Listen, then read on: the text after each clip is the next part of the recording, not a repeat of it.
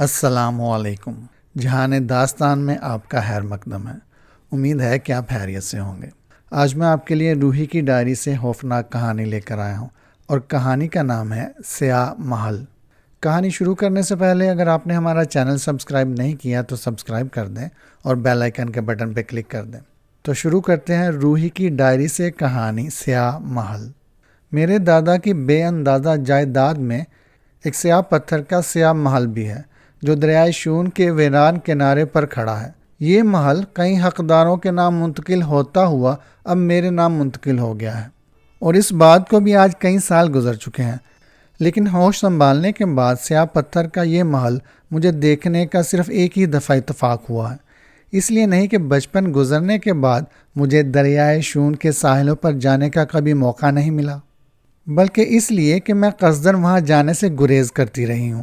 بات دراصل یہ ہے کہ میرے دادا سر جعفر مرحوم کا اس سیاہ محل سے، جو اب میری ملکیت بن گیا ہے، میرے بچپن کی ہولناک یادیں وابستہ ہیں، جن کی اصلیت شاید کچھ بھی نہ ہو، تاہم یادیں آخر یادیں ہیں۔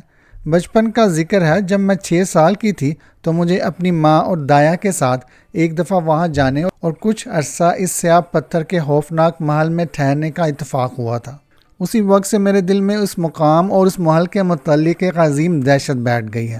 اس محل کے طول و طویل برآمدے چمکدار سیاہ سنگ مرمر کے تھے، اور اس کے لا تعداد اونچے اونچے ستون برف جیسے سنگ مرمر کے۔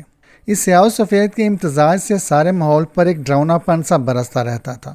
اس پر ترا سامنے کی ڈلوان پر ایک قبرستان تھا، جس پر املی کے منحوس درخت سایہ فگن رہتے تھے، اور اس کے قریب تاڑ کے درختوں پر بوڑھے الو بیٹھے تمام دن اونگتے اور ساری رات کراہتے رہتے تھے۔ پھر اس سیاہ محل کے اندر کمروں میں ایک عجیب ہی قسم کی حنک اور مرطوب سی ہوا 24 گھنٹے چلتی رہتی تھی۔ ایک طرف تو ایک اندھیرا سایہ ساری عمارت پر چھایا رہتا تھا، اور دوسری طرف چٹان کے اوپر کا آسمان کچھ اس قدر غیر معمولی طور پر دمکتا رہتا تھا کہ اس کی دمک اندھیرے اور مرطوب کمروں اور ایوانوں میں ایک خطرناک شیطانی روشنی بن کر منعکس ہوتی رہتی تھی۔ وہاں کی ایک ایک چیز ہولناک اور عجیب تھی۔ مثلاً مجھے یاد ہے وہاں کے شاگرد پیشے میں جتنے بھی ملازم تھے بے حد بوڑھے اور بے حد افسردہ سے تھے۔ انہیں دیکھ کر یہ احساس ہوتا جیسے یہ کسی ہزار رسیدہ جنگل کے کھوکھلے درخت ہوں۔ سونے پہ سہاگا ایک اور پریشان کن بات تھی۔ صدر دروازے کے کھلتے ہی ہماری نظر کے سامنے ایوان کی دیوار پر پڑتی تھی، جس پر 4 قد آدم تصویریں سیاہ لکڑی کے فریم میں لگی ہوئی تھیں۔ یہ میرے پردادا، دادا اور 2 چچاؤں کی تھی۔ چاروں حسین تھے، مگر چاروں کے حسین چہروں پر بے انتہا افسردگی چھائی ہوئی تھی۔ غیر معمولی بات یہ تھی کہ چاروں کی گردنوں کے گرد سیاہ رومال بندھے ہوئے تھے۔ میں نے سنا تھا کہ ان چاروں کی موت بھی ایک ہی قسم کے کسی ناقابل تشخیص مرض سے واقع ہوئی تھی۔ جو شخص بھی حویلی میں داخل ہوتا فطرتاً ان تصاویر کے آگے کچھ دیر کے لیے ٹھہر جاتا، اور پھر بغور انہیں اور ان کے سیاہ رومالوں کو دیکھتا، اور پھر اس پر ایک اداسی سی طاری ہو جاتی۔ غرض میں آپ سے کہہ نہیں سکتی کہ دریائے شون کے سیاہ محل کی کس قسم کی فضا اور کس قسم کا ماحول تھا۔ جو کچھ بھی تھا خوفناک اور ہولناک۔ غرض ان ساری چیزوں اور سارے ماحول نے میرے بچپن کی ذہنیت کو کچھ اس قدر متاثر کیا، بلکہ بیمار کر دیا تھا، کہ آج اتنے سالوں بعد بھی ان باتوں کی یاد آتی ہے تو قلب کی عجیب کیفیت ہو جاتی ہے۔ یہی وجہ ہے کہ باوجود اس محل کے میرے نام منتقل ہو جانے کے مجھے وہاں جانے کی ہمت نہ ہوئی۔ مجھے یاد ہے بچپن میں اس محل کے کمروں میں میں کم جایا کرتی تھی، عام طور پر شہنشینوں میں رہتی، یا اس کی وسیع اور عریض غلام گردشوں میں گھما کرتی، یا پھر پائے باغ میں ہار سنگار کے سائے تلے کھیلا کرتی۔ باغیچے میں ہر وقت پکے سیبوں اور تازہ موتیوں کی خوشبو کی لپٹیں آتی رہتی تھیں۔ 100 سال کا بوڑھا مالی جس کا نام برگد تھا، واقعی برگد کے کسی پرانے پیڑ کی طرح ہر وقت باغ میں موجود رہتا تھا۔ بچپن کا جتنا زمانہ بھی میں نے اس سیاہ محل میں گزارا، وہ بڑے ہونے کے بعد ایک ذہنی کمپلیکس بن کر حاب پریشان کی طرح مجھے خوف زدہ کرتا رہا، کیونکہ میں وہاں اپنے دور قیام میں ساری رات ہولناک خواب دیکھا کرتی تھی۔ مزید برآں میں اب تک وہاں باغ کے فرش پر رینگنے والے کالے اوفی کو نہیں بھول سکی ہوں۔ چھوٹے بڑے سیاہ سانپ اکثر ادھر ادھر بڑے پھنکارتے ہوئے نظر آتے تھے۔ اب تھوڑی دیر کے لیے آنکھیں بند کر کے آپ سوچئے کہ اگر آپ اس ماحول اور اس سیاہ محل میں ہوتے تو آپ کی ذہنی کیفیت کیا ہوتی۔ بچپن کا وہ زمانہ میرے لیے آج بھی ایک خواب پریشاں ہے، اور اگر میں اپنے اس قصہ پرینہ کو سنانے لگوں تو نہ جانے اسے آپ خواب سمجھیں یا حقیقت۔ یہ آج تک میں خود نہیں سمجھ سکی ہوں، تاہم اگر یہ خواب ہے تو خواب پریشاں ہے، اور اگر یہ حقیقت ہے تو تلخ ترین حقیقت ہے۔ لیکن میں ایمانداری سے کہہ سکتی ہوں کہ یہ میری سچی کہانی ہے، اور کاش کہ یہ صرف کہانی ہوتی اور حقیقت نہ ہوتی۔ میرے ذہنی معالج نے بھی یہی الفاظ کہے تھے جو ابھی میں نے دہرائے کہ کاش یہ کہانی ہوتی۔ عہد ماضی کی وہ رات میں اب تک نہیں بھول سکی ہوں۔ وہ گرم ایشیا کی ایک پرسرار اور دہشت ناک رات تھی۔ یوں معلوم ہوتا تھا جیسے طوفانی ہوائیں ساحل شون پر بڑے زور و شور سے آہو بکا میں مصروف ہیں۔ سمندر میں سخت تلاطم تھا اور چٹانوں کے نیچے خواصل خوفناک آواز میں بین کر رہے تھے، گویا ساری فضا کسی آنے والے منحوس واقعہ پر ماتم کنا تھی، اور وہ کیا واقعہ تھا اس کا کسی کو علم نہ تھا۔ اس زمانے میں میرے دادا سخت بیمار تھے، اور دراصل ہم انہی کی مزاج پرسی کے لیے آئے ہوئے تھے۔ بچپن میں بیماری کی تفصیلات سے کوئی دلچسپی نہیں ہوتی، اس لیے میں ان کے مرض کی نوعیت سے نہ واقف تھی، مگر اتنا ضرور جانتی تھی کہ وہ کسی نامعلوم اور انوکھے مرض میں مبتلا ہیں۔ اکثر ان کے مرض کی تشخیص کے لیے معالجوں کا بورڈ مقرر ہوتا تھا، مگر کسی نتیجے پر نہ پہنچتا تھا۔ کئی دفعہ یہ سنا کہ انہیں ایک خاص قسم کا انیمیا ہے، یعنی کہ خون کی کمی لاحق ہو گئی ہے، اور وہ آہستہ آہستہ یرقان میں مبتلا ہوتے جا رہے ہیں۔ یہ بھی سنا تھا کہ اسی قسم کے یرقان میں مبتلا ہو کر میرے دادا اور 2 چچا انتقال کر چکے تھے۔ اس رات میں اپنی حبشی دایا کے ساتھ اوپر کی منزل میں سو رہی تھی، یا شاید جاگ رہی تھی، لیکن ایک خواب ضرور دیکھا تھا جو مجھے آج تک یاد ہے۔ میں نے کمرے میں ادھر ادھر نگاہ دوڑائی، سب سو رہے تھے۔ میں دبے پاؤں اپنے بستر سے اٹھی اور دریچہ کھول کر باغ میں جھانکنے لگی۔ باہر جہنم کی سی تاریکی چھائی ہوئی تھی۔ میں نے غور سے دیکھا تو اس غضب کے اندھیرے میں کوئی سفید سی چیز نظر آئی۔ پھر میری چیخ نکل گئی، کیونکہ میں نے دیکھا کہ باغ میں املی کے پیڑ کے نیچے میرے دادا کھڑے ہوئے تھے، چپ چاپ اور غمزدہ۔ میری چیخ کی آواز کے ساتھ ہی میری بوڑھی حبشن دایا چونک پڑی اور منہ ہی منہ میں بڑبڑانے لگی۔ ہش، شور نہ کیجیے روحی بیٹا، آپ کی والدہ اٹھ جائیں گی۔ میں نے ایک سسکی بھر کر کہا، دایا دیکھنا دادا جعفر املی کے پیڑ کے نیچے کیسے اداس کھڑے ہیں۔ دایا زوناش گھبرا کر بستر سے اٹھی۔ سو جائیے، پاس والے کمرے میں آپ کی والدہ سو رہی ہیں۔ میں اصرار کرنے لگی، لیکن میرے دادا باغ میں کھڑے ہیں۔ ایسی طوفانی رات میں؟ ہاں، غلط ہے روحی بیٹا، آپ کے دادا چلنے پھرنے سے معذور ہیں، باغ میں نہیں جا سکتے۔ بوڑھی دایا نے میرا ہاتھ پکڑ کر بستر پر لٹانے کی کوشش کی۔ مجھے غصہ آ گیا۔ میں نے کہا، چھوڑ دو میرا ہاتھ بوڑھی مینڈک، میں کہتی ہوں میں نے دادا جعفر کو املی کے درخت کے نیچے چپ چاپ کھڑے ہوئے دیکھا ہے، یہاں تک کہ ان کے گلے میں ایک کالا رومال بھی بندھا ہوا دیکھا ہے، اور اگر یقین نہ آئے تو دریچہ کھول کر تم بھی دیکھو۔ بوڑھی حبشن زناش نے کھڑکی کھول کر نیچے باغ میں جھانکا، پھر پریشان سے لہجے میں بولی، یہاں تو کوئی بھی نہیں، یہ سب خواب تھا، رات کے 2 بجے ہیں، ابھی بہت وقت باقی ہے، آپ سو جائیے روحی بی بی۔ اور واقعی اب وہاں کچھ بھی نہ تھا۔ میں سوچنے لگی شاید زناش دوست کہتی ہے، یہ میرا ایک خواب پریشان تھا۔ میں اپنے بستر پر جا لیٹی اور زناش کچھ عربی دعائیں پڑھ کر مجھ پر دم کرنے لگی۔ اس قسم کی حرکات وہ اکثر کیا کرتی تھی۔ الصبح ابھی میں عالم رویا کی سیر کر رہی تھی کہ میرے کان میں اپنی ماں کی شیریں آواز آئی، زناش، رات 2 بجے ابا جان کی حالت بگڑ گئی تھی۔ یہ سن کر میری آنکھ کھل گئی، جانے کیوں مجھے پسینہ سا آ گیا۔ میں نے اپنی پائنتی نظر ڈالی، وہاں میری ماں ایک گہرے اودے ریشم کا چوغا پہنے قد آدم آئینے کے آگے اپنے سیاہ بال کھولے ہوئے کسی پرانے یونانی صنم کی طرح بیٹھی تھی، اور زناش کنگھی کر رہی تھی اور بالوں پر عرق گلاب چھڑک رہی تھی۔ انہیں کیا مرض ہے خاتون؟ زناش نے آہستہ سے پوچھا۔ وہی جو ان کے باپ کو تھا، اور میری ماں کی آواز رک گئی۔ زناش نے ایک سسکی لی۔ میں نے کن آنکھیوں سے دیکھا، میری ماں کا سفید چہرہ نیلے ریشم میں موم بتی کی طرح زرد نظر آ رہا تھا۔ وہ بے حد خوبصورت لگ رہی تھی، مگر ساتھ ہی بے حد اداس۔ وہ زناش سے سرگوشی میں کہنے لگی، زناش، ایک خوفناک واقعہ کل رات گزرا۔ کیا؟ دایا نے بے حد آہستہ سے پوچھا۔ نزدیک آؤ، بچی سن نہ لے۔ کل رات جب ابا جان کی حالت بگڑی تو میں نرس زینب کو آواز دینے لگی۔ وہ کہیں نہ تھی۔ دروازہ کھول کر میں نے نیچے دیکھا تو وہ بڑے ایوان میں بلا خانے کے زینے کے پاس کھڑی تھی۔ ہاں، اور ان کی آواز لرز گئی۔ وہ چپ ہو گئی۔ زناش نے پوچھا، وہاں کیا کر رہی تھی خاتون؟ وہ تصویروں کو دیکھ رہی تھی، وہی 3 تصویریں، روحی کے پردادا اور 2 چچاؤں کی۔ خیر یہ تو کوئی ایسی بات نہ تھی، مگر جس بات سے میں خوفزدہ ہوئی وہ اور ہی تھی۔ وہ ایک چوتھی تصویر کی جگہ بنا رہی تھی، اپنی بالش سے جگہ ناپ رہی تھی۔ ہائے ہائے ہائے، زناش نے خوفزدہ ہو کر کہا۔ میری امی کچھ دیر بعد اٹھ کھڑی ہوئیں۔ انہوں نے جھک کر میری پیشانی چومی اور کمرے سے باہر نکل گئیں۔ کچھ دیر میں مارے خوف کے لاش کی طرح اپنے بستر پر بے حس و حرکت پڑی رہی، پھر بے ضبط ہو کر دایا کو آواز دینے لگی۔ دایا، دایا، زناش، امی تم سے کیا کہہ رہی تھیں؟ کچھ نہیں بیٹا، آج دادا ابا کیسے ہیں؟ بہت بیمار ہیں، اٹھیے غسل کر لیجیے۔ میں جلد نہا کر باہر نکلی اور کپڑے پہننے لگی۔ مجھے رہ کر رات کا واقعہ یاد آ رہا تھا کہ کس طرح دادا ابا درخت کے نیچے سیاہ رومال گلے میں باندھے اداس کھڑے تھے۔ میں نے خوفزدہ لہجے میں کہا، زناش مجھے دادا ابا کے کمرے میں لے چلو، آج میں وہیں ناشتہ کروں گی۔ وہ آج بہت بیمار ہیں، آپ وہاں نہیں جا سکیں گی۔ دایا نے چاندی کے پاؤڈر دان میں سے سفید پف اٹھا کر میری پیشانی پر زور سے جاٹتے ہوئے کہا، پھر میرے بالوں کو ایک سر فیتا سے باندھ کر اور میری انگلی پکڑ کر محل سرا کے پائیں باغ میں ہوا ہوری کے لیے لے گئیں۔ باغ کی روشوں پر سدا بہار کے بے شمار پھول کھلے ہوئے تھے جو عام طور پر قبرستانوں میں اگ آتے ہیں۔ بوڑھا برگد ہاتھ میں کھرپا لیے گلاب کے ایک پودے کی کیاری بنا رہا تھا۔ ہمیں دیکھ کر اٹھ آیا اور دایا سے پوچھنے لگا، نواب صاحب کے مرض کی کیا تشخیص نکلی دایا؟ معالج کیا کہتے ہیں؟ زناش بررائی ہوئی آواز میں بولی، کچھ معلوم نہ ہو سکا برگد۔ برگد ٹھنڈی آہ بھر کر بولا، اس محل میں کبھی کسی کے مرض کی تشخیص ہوئی بھی ہے؟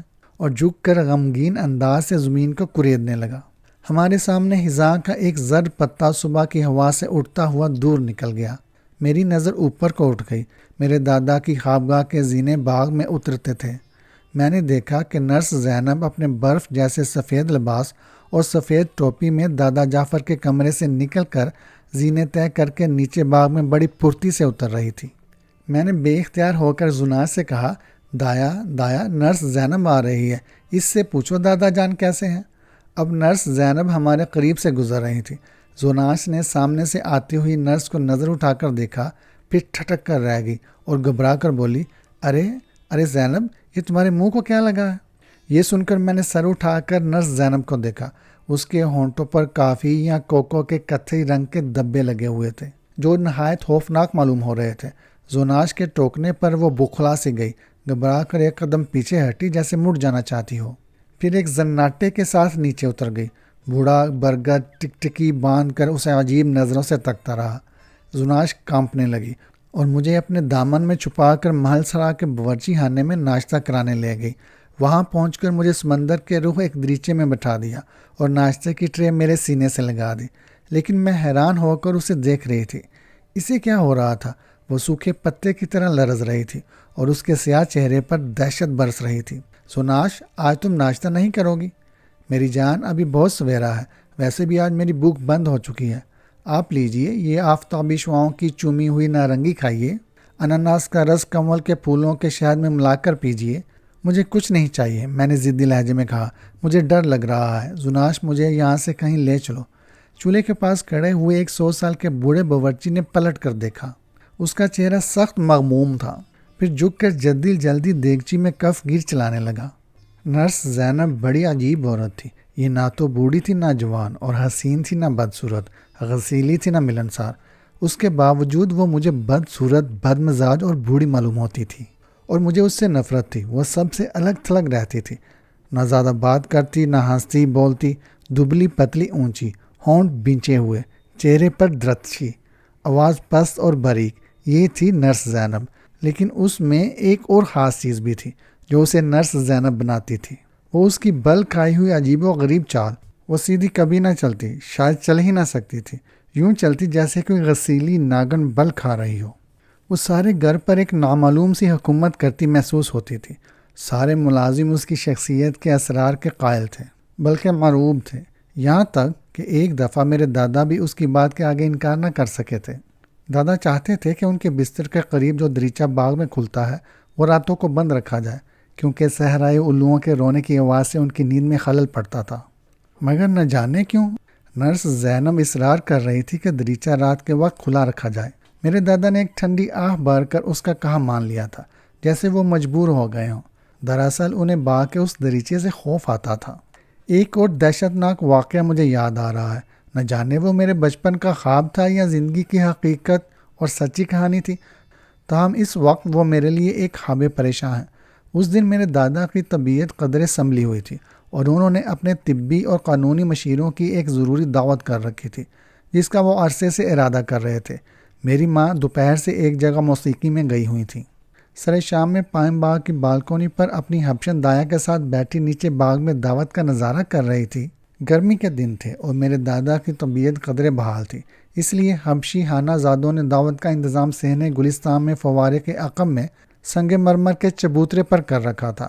میرے دادا ایک جہازی آرام دہ کرسی پر نیم دراز تھے اور معزز مہمان ان کے گرد کرسیوں پر بیٹھے ہوئے سرگوشیوں میں گفتگو کر رہے تھے۔ اگست کا زرد چاند بید مجروح کے اداس درختوں کے اوپر طلوع ہو رہا تھا۔ ٹہنیوں پر سرخ سرخ سیب آویزاں تھے۔ باغ کے پرانے درختوں پر چمگادڑیں یک لخت زور زور سے بولنے لگتی تھی۔ کبھی کوئی الو زور سے کراہ اٹھتا تھا۔ شگرد پیشے کی طرف کئی حبشی سرخ لباس پہنے آرگن بجا بجا کر ایک ہی لے میں گائے جا رہے تھے۔ مجھے اس سارے ماحول سے ایک خوف سا آنے لگا، اس لیے میں نے دایا سے کہا، زناش مجھے یہاں سے لے چلو۔ ابھی میرا جملہ ختم نہ ہوا تھا کہ میں نے دیکھا نیچے مہمان رخصت ہونے لگے ہیں۔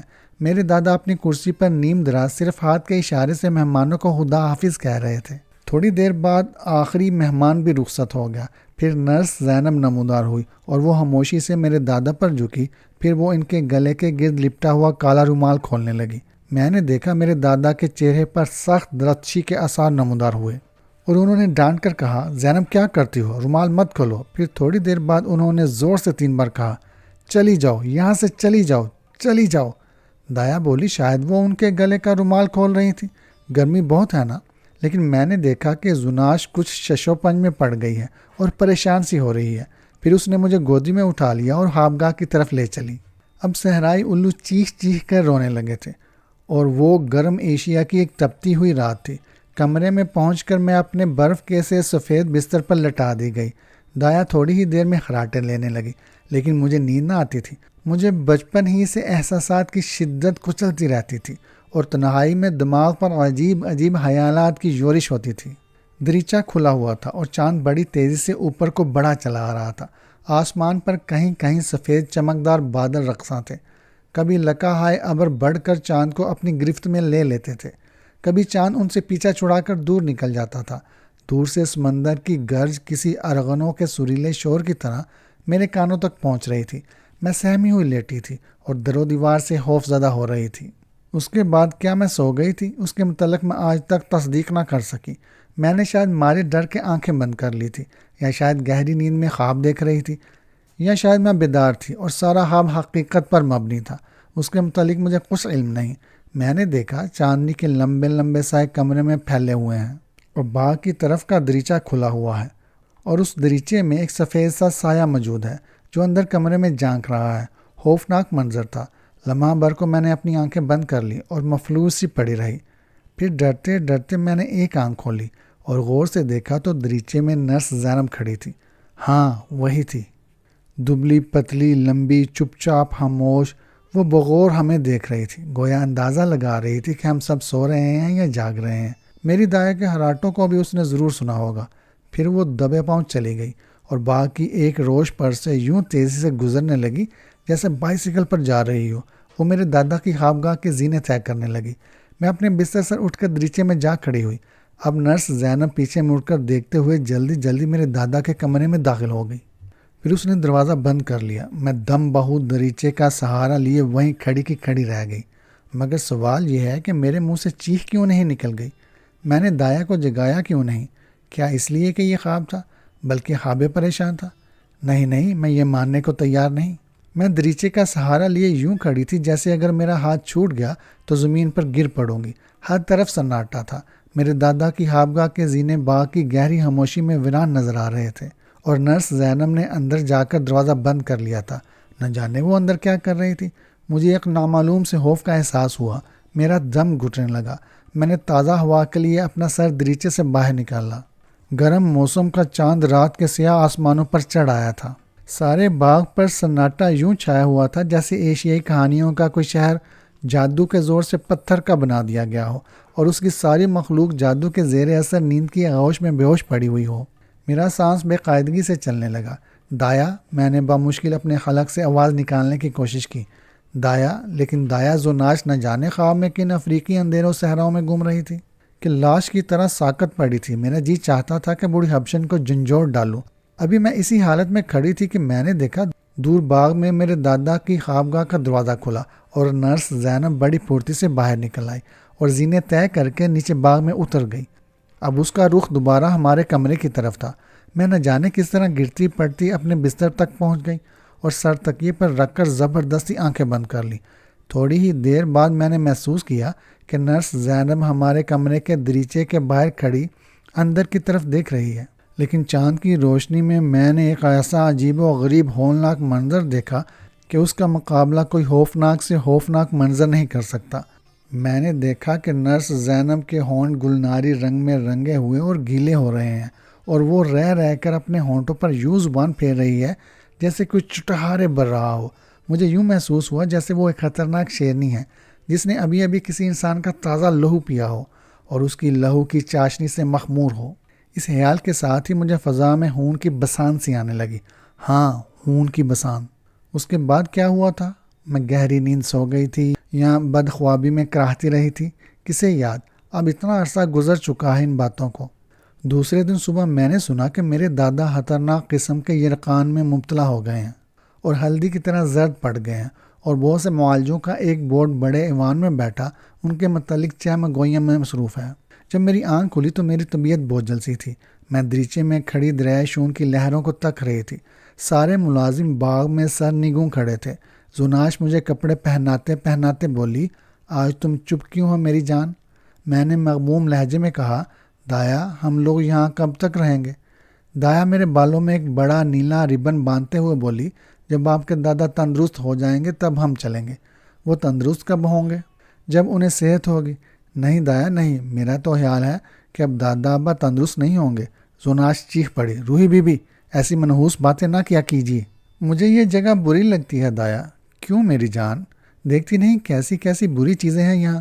سیاہ پتھر کے لمبے لمبے برآمدے، سفید سفید ستون اور نرس زینب، اور میری زبان لڑکھڑا سی گئی اور میں مارے خوف کے کانپنے لگی۔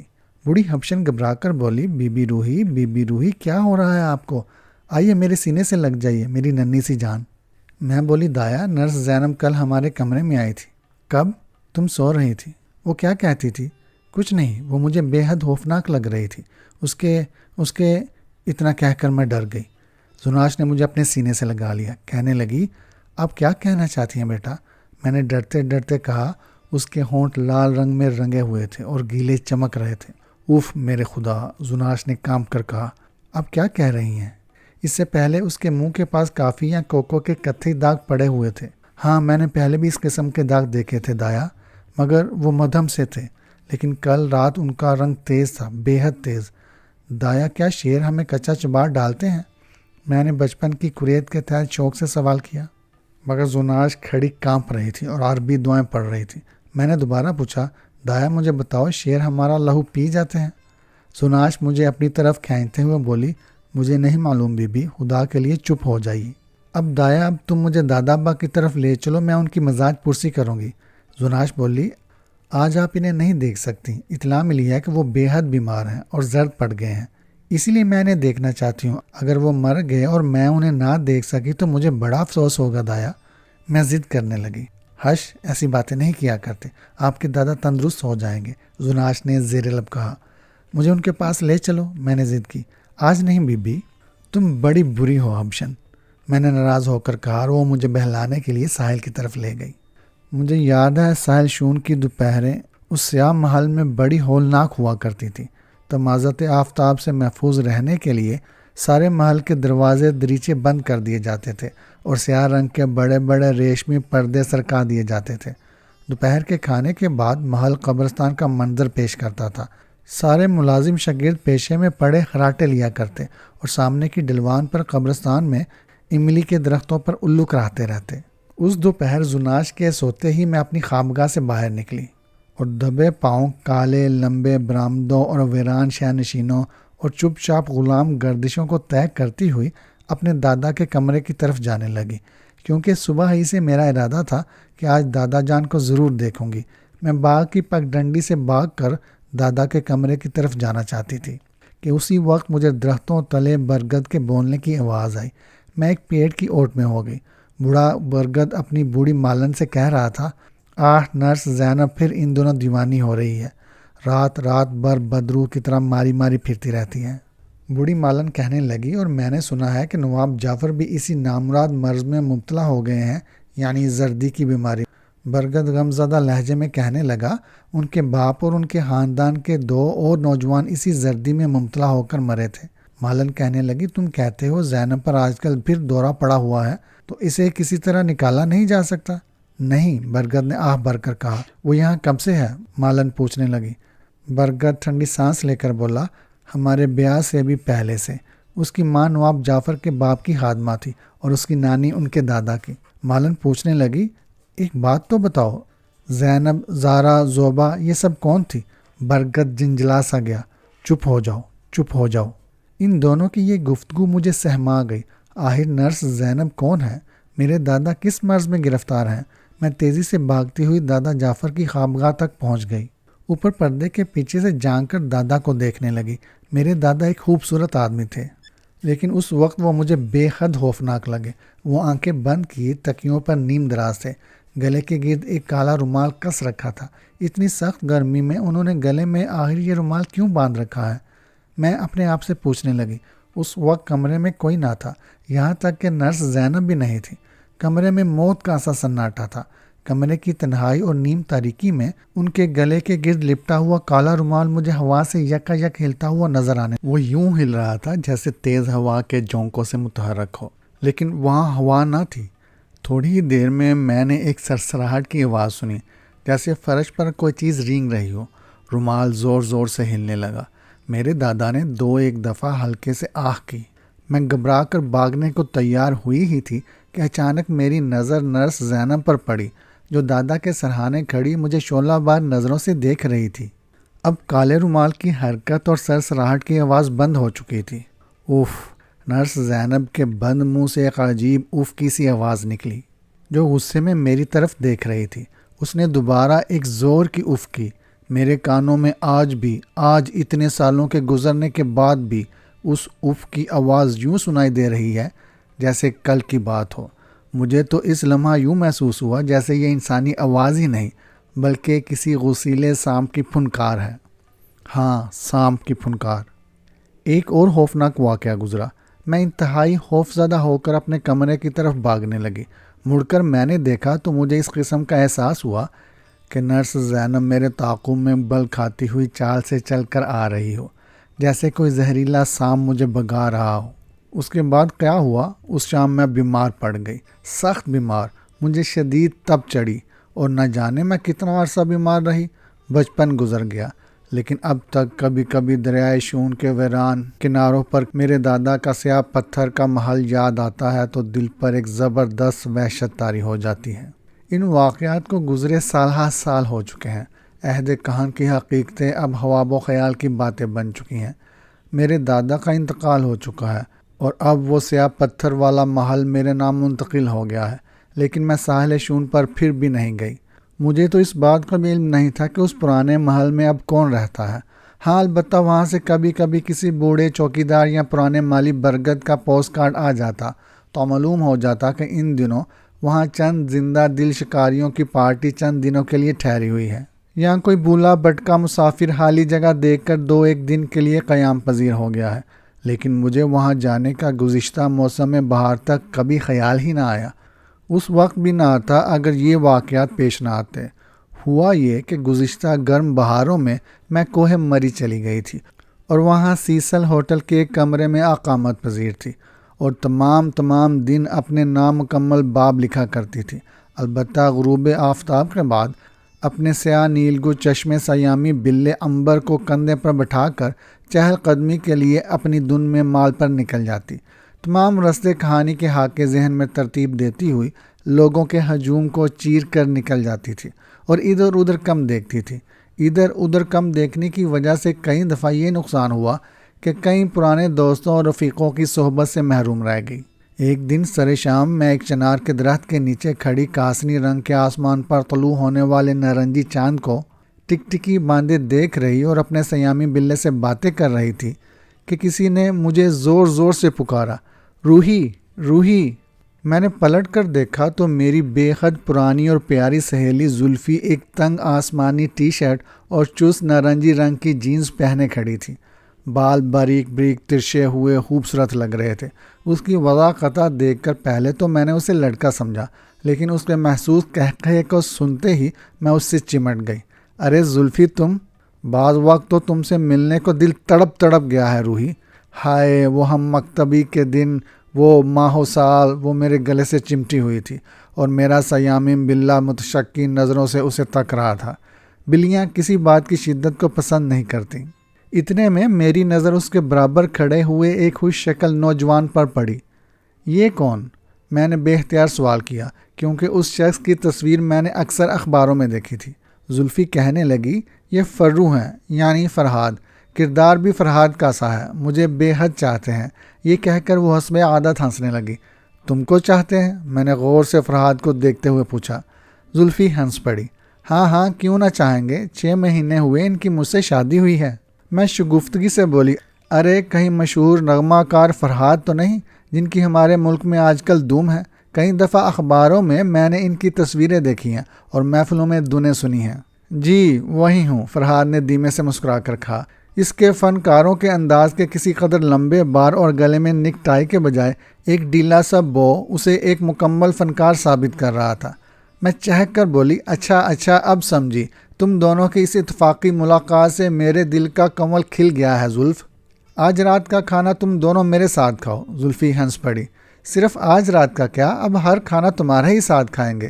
رہتے کہاں ہو تم دونوں؟ میں بے حد خوش ہو رہی تھی۔ تمہارے پہلو میں، یعنی سیسل میں، تمہارے کمرے سے لگے ہوئے کمرے میں۔ ارے کمال ہے بھائی، مجھے آج تک خبر نہ ہوئی۔ باتیں کرتے ہوئے ہم مال روڈ پر چلنے لگے۔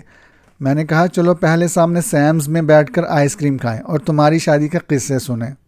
سیمز میں بیٹھ کر آئس کریم کے پیالے ختم کرنے کے بعد ہم باتیں کرتے اور رقصاں جوڑے دیکھتے رہے۔ پھر میں نے فرحاد سے پوچھا، یہ مقام آپ کو پسند ہے؟ فرحاد نے جلتے ہوئے سگریٹ کو راکھ دان پر رگڑ کر کہا، مجھے دراصل ایک ایسی خاموش جگہ، بلکہ ویرانہ چاہیے جہاں دور دور تک کسی قسم کی کوئی آواز نہ آئے۔ میں چند نئی دنیں بنا رہا ہوں، اس لیے کوئی جگہ نہیں مل رہی۔ زلفی کہنے لگی، فروغ کو ایسے ویرانے کی تلاش ہے جہاں چڑیوں کے بھی اڑنے کی آواز نہ ہو، صرف ان کے پیانوں کی گونج ہو۔ لیکن ایسی جگہ اس پرشور دنیا میں کم نصیب ہوتی ہے، فرحاد نے کہا۔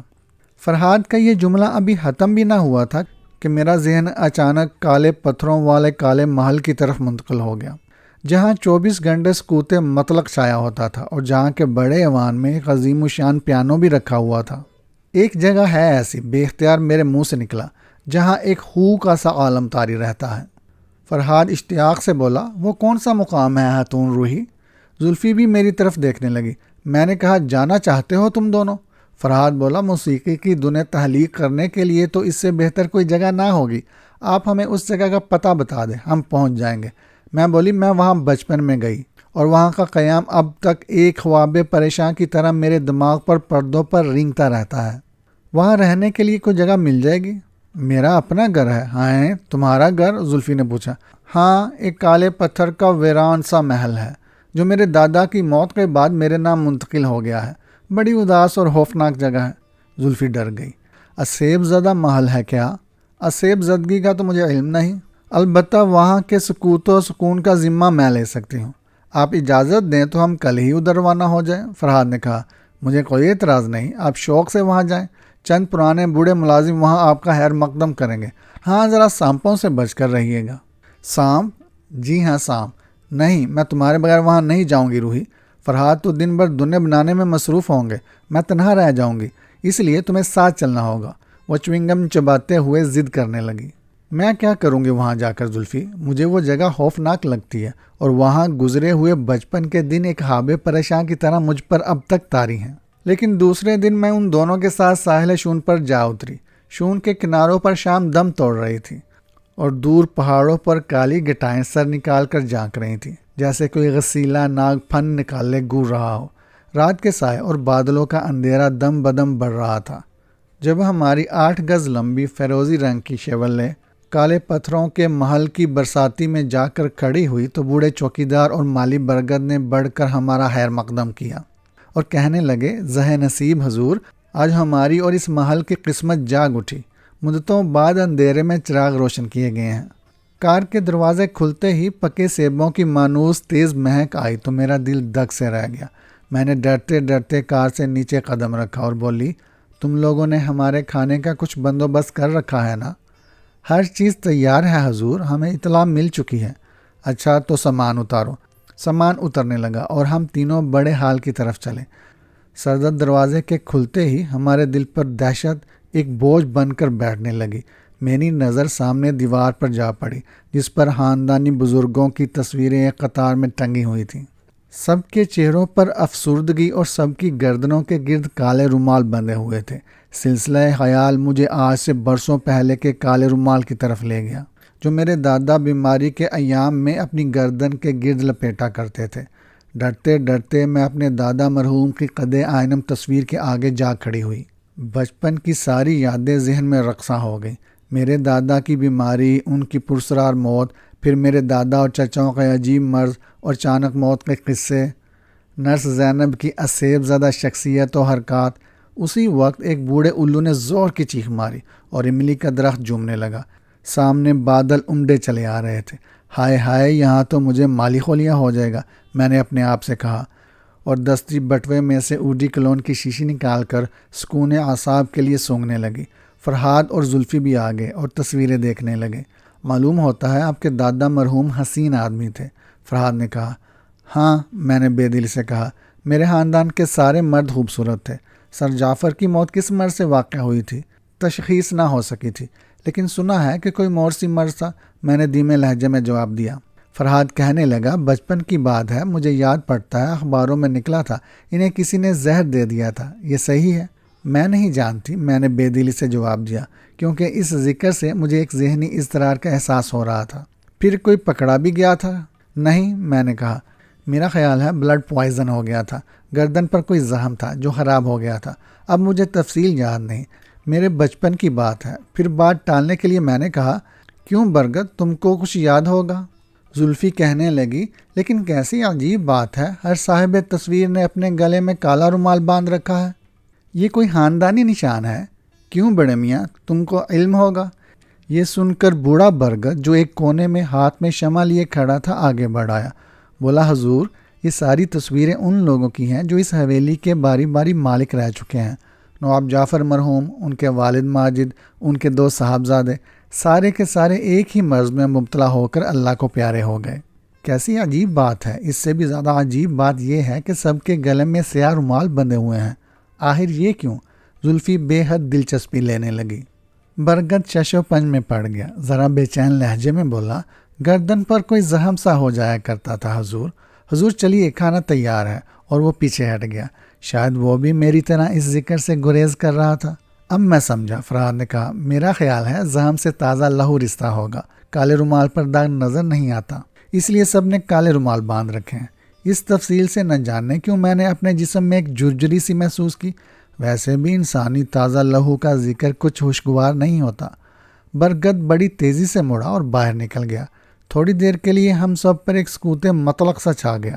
اسی وقت باہر باغ میں بادل بڑے زور سے گرجا اور اس کی آواز سے گھبرا کر دریچوں کے پاس چمگادڑیں اڑ کر چکر کاٹنے لگیں۔ لیکن ابھی بارش شروع نہیں ہوئی تھی، صرف وحشی ہوائیں چٹانوں سے ٹکرا رہی تھی اور فضا میں گھٹن سی محسوس ہو رہی تھی۔ باغ کے دریچے کے نیچے سے بوڑھے برگد کی آواز آئی، کھانا کھا لیجیے حضور، ایسا نہ ہو کہ طوفان چلنے لگے، آثار اچھے نہیں ہیں۔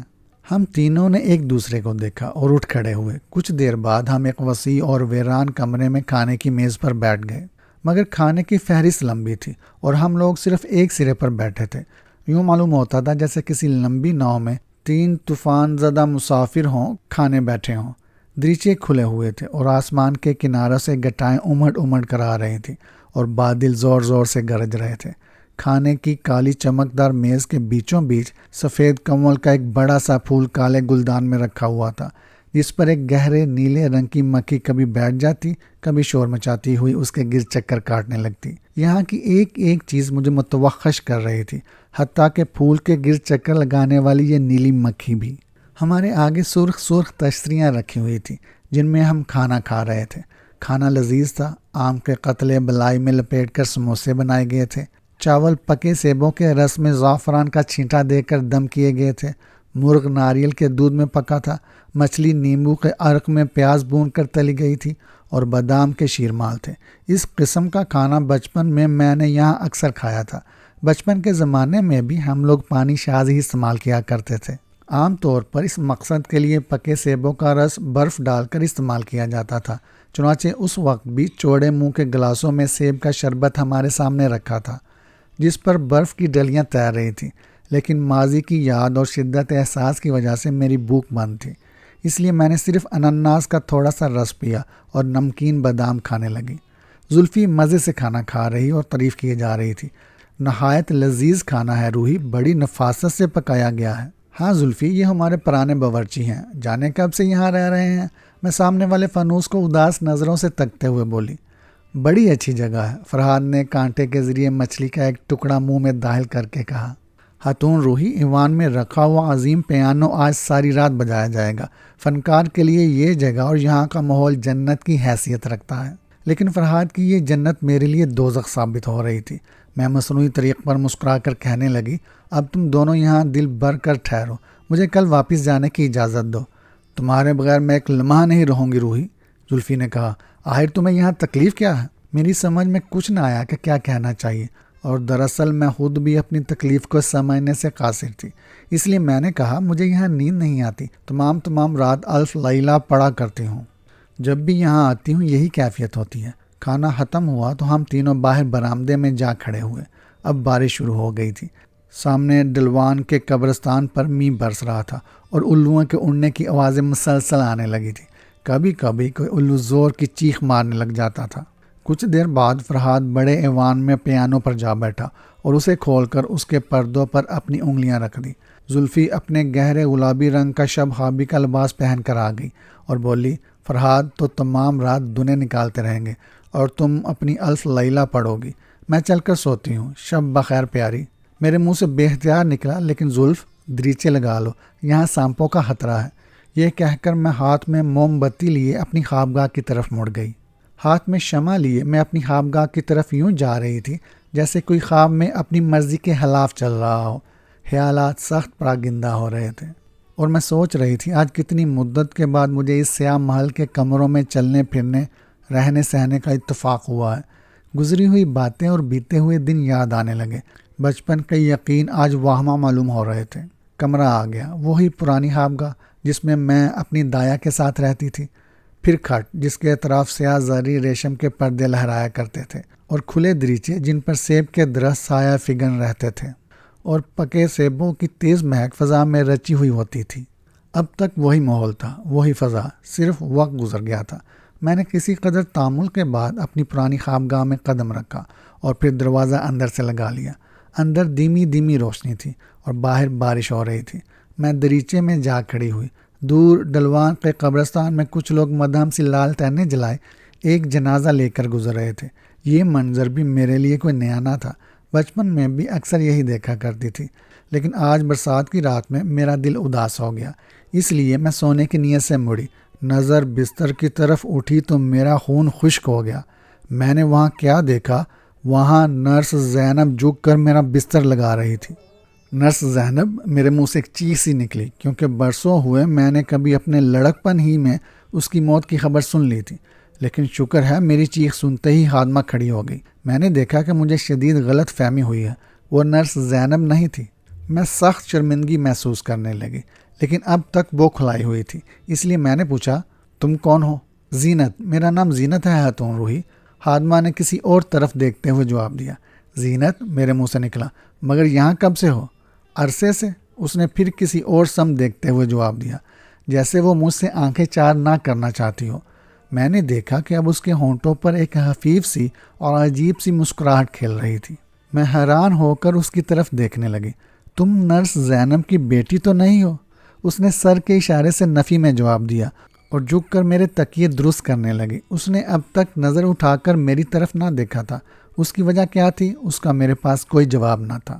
اب تم جا سکتی ہو، ضرورت ہوگی تو بلا لوں گی۔ شکریہ، میں نے ذرا خوف زدہ ہو کر کپ کپاتی آواز میں کہا، کیونکہ مجھے کچھ اس قسم کا احساس ہو رہا تھا جیسے یہ بدلی ہوئی زینب ہے۔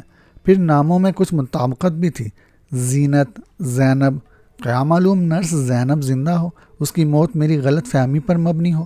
وہ سخت چال باز عورت تھی، کیا معلوم اس نے انسان کی طرح موت کو بھی دھوکہ دے دیا ہو۔ میرے جسم پر کپ کپی سی طاری ہو رہی تھی، ساتھ ہی مجھے سردی محسوس ہونے لگی تھی۔ تم جاؤ، میں نے دوبارہ کہا۔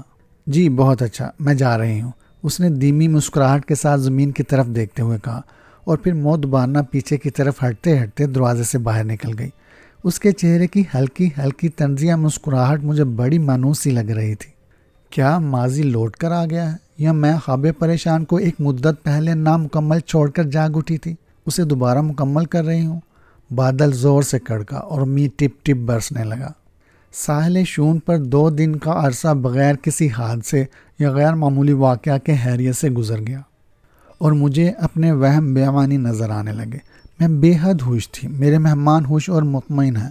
فرحاد شب و روز ایوان موسیقی میں بیٹھا نئی نئی دنیں بنانے میں مصروف تھا، اور زلفی تمام دن بے حد خوش باغ میں سیب کے درختوں کی چھاؤں میں نیم دراز بحری پریوں کی کہانیاں پڑھتی اور تازہ پھلوں کا رس پیتی رہتی۔ میں سارے دن سمندر کے رخ دریچے میں بیٹھی اپنے نامکمل ناول کے باب لکھا کرتی، اور جب اس سے اکتا جاتی تو زلفی کے ساتھ ڈومینوز کھیلنے بیٹھ جاتی۔ غرض دن اور راتیں مصروفیت اور مسرت میں گزرنے لگی تھی، اور میں خوش تھی، بے حد خوش۔ مگر احمق انسان اپنے مستقبل سے بے خبر ہوتا ہے، یہ نہیں جانتا کہ آنے والے لمحوں میں اس کا جامع مسرت اس کے ہاتھوں سے گر کر چکنا چور بھی ہو سکتا ہے۔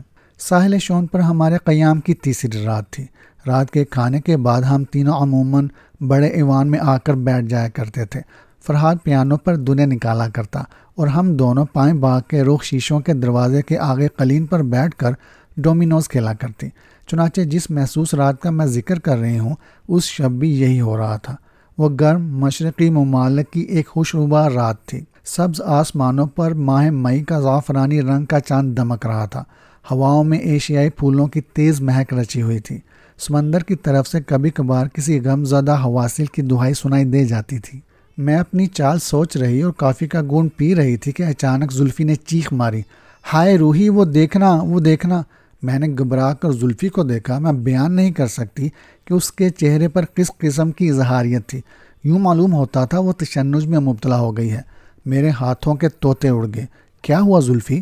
زلفی نے انگلی اٹھا کر فرحاد کی طرف اشارہ کیا۔ میں نے مڑ کر دیکھا تو میرا خون خشک سا ہو گیا۔ ہماری آنکھوں کے آگے عجیب منظر تھا۔ فرحاد پیانو بجا رہا تھا، اور ایک سیاہ لمبا سا ناگ پھن اٹھائے فرحاد کی پشت پر بڑی تیزی سے چڑھا جا رہا تھا۔ ہم دونوں مفلوس بیٹھے ہوئے تھیں۔ قریب تھا کہ سام فرحاد کی گردن کو ڈس لے کہ فرحاد تڑپ کر اٹھا اور سام کو ہاتھ سے کھینچ کر زمین پر دے مارا۔ اس کے بعد کچھ دیر بعد وہ چپ چاپ کھڑا رہا، پھر کہنے لگا، یہ سام تھا یا کوئی بلا؟ اس واقعہ نے ہم تینوں کو بے حد ہی پسماندہ اور غمگین کر دیا۔ اس کے بعد ہمیں خوشی نصیب نہ ہو سکی۔